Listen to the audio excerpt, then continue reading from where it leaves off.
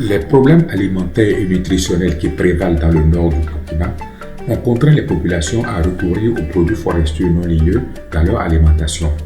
Par ailleurs, les campagnes d'encouragement à la consommation bio et des produits locaux ont positionné au premier plan les produits forestiers non lieux dans leur mix, ce qui est constitutif d'une importante source de revenus aux femmes. Cependant, le mode d'exploitation des produits forestiers n'est pas sans conséquence sur la pérennité de la ressource, toute chose à laquelle veut remédier l'association Adresse. Moi, c'est Ouedaogo Sidou Amadé. Je suis le président de l'association Développement par les ressources et services existants au Sahel. C'est suite à un constat de mauvaise cueillette des plantes. Et rien que pour quelques feuilles ou bien quelques fruits, on peut abattre, on peut couper une branche ou bien on peut même abattre tout l'arbre entier, causant ainsi des courses-poursuites, c'est-à-dire avec les éléments de l'environnement. C'est ainsi qu'on a initié ces jardins pour remédier à ces courses-poursuites. Et dans ces jardins, ça permet non seulement à nos femmes d'avoir de la sauce avec les feuilles de baobab pour l'autoconsommation, ça les permet également d'enlever les feuilles pour vendre. Ils ont des revenus, donc leur permettant de s'auto-gérer elles-mêmes et de gérer leurs enfants côté santé et côté scolaire également. Donc c'est ainsi qu'on a vu l'initiative de créer ces jardins nutritionnels afin de subvenir aux besoins de nos membres dans les différents villages et particulièrement dans ce village qui est celui de Yesga.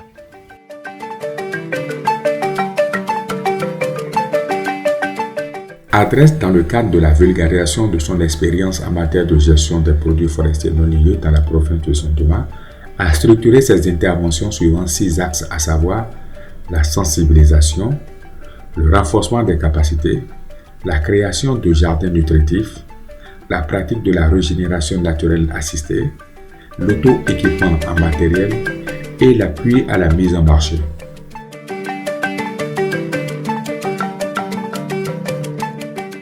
La mise en œuvre de ce projet a apporté de nombreux changements au sein de la zone d'intervention, notamment sur les conditions de vie des femmes.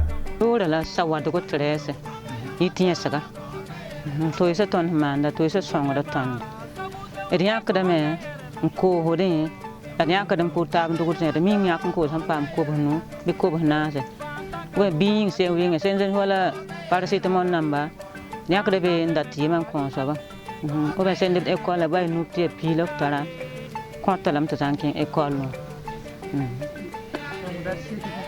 lo ko song dar sede ba mam yo lawi drago zanne yitin isga esira tan yen ko sta ga woto tan tara ko ko yen ko sbir ken to ni beni zula sembe tonde sulle sukuni yen zugo yen akara men peng sabta yidiga zula ga lawa l'orient de Bilfou, tu lèves sur le cocolon.